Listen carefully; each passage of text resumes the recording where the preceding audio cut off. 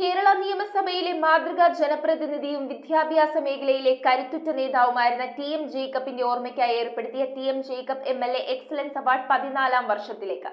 പിറവം നിയോജക മണ്ഡലത്തിലെ 775 വിദ്യാർത്ഥികൾക്കാണ് ഈ വർഷം പുരസ്കാരം.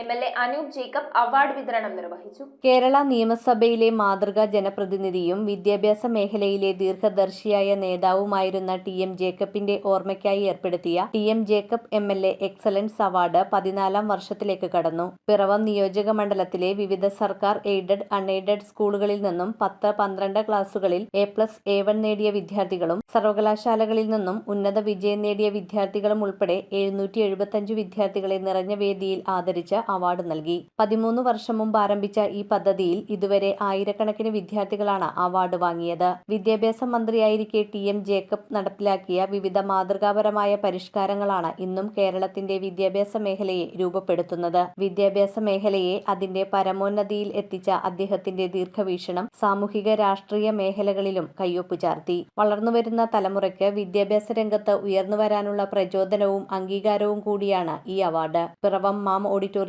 വൻ ജനപങ്കാളിത്തത്തോടെയാണ് അവാർഡ് ദാന ചടങ്ങ് സംഘടിപ്പിച്ചത്. ചടങ്ങിൽ അനൂപ് ജേക്കബ് എം.എൽ.എ. വിദ്യാർത്ഥികൾക്ക് അവാർഡുകൾ വിതരണം ചെയ്തു.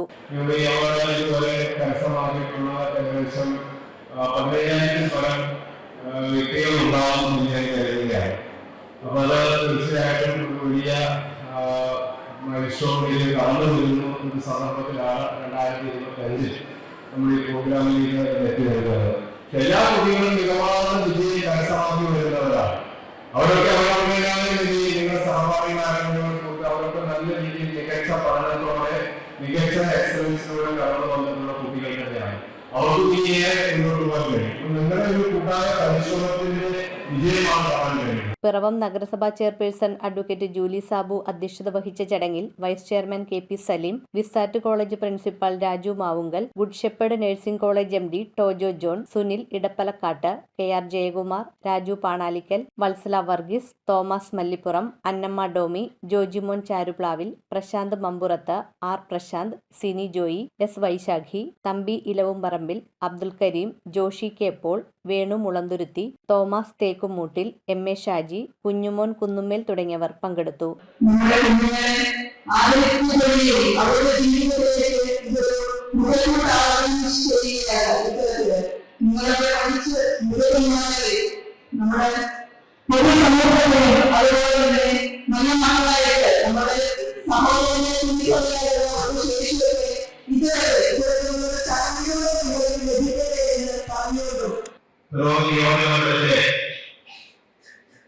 SLCയും അതുപോലെ പ്ലസ്2 അതുപോലെ യൂണിവേഴ്സിറ്റിയിലും ഉന്നത വിജയം കരസ്ഥമാക്കിയ കുട്ടികളെ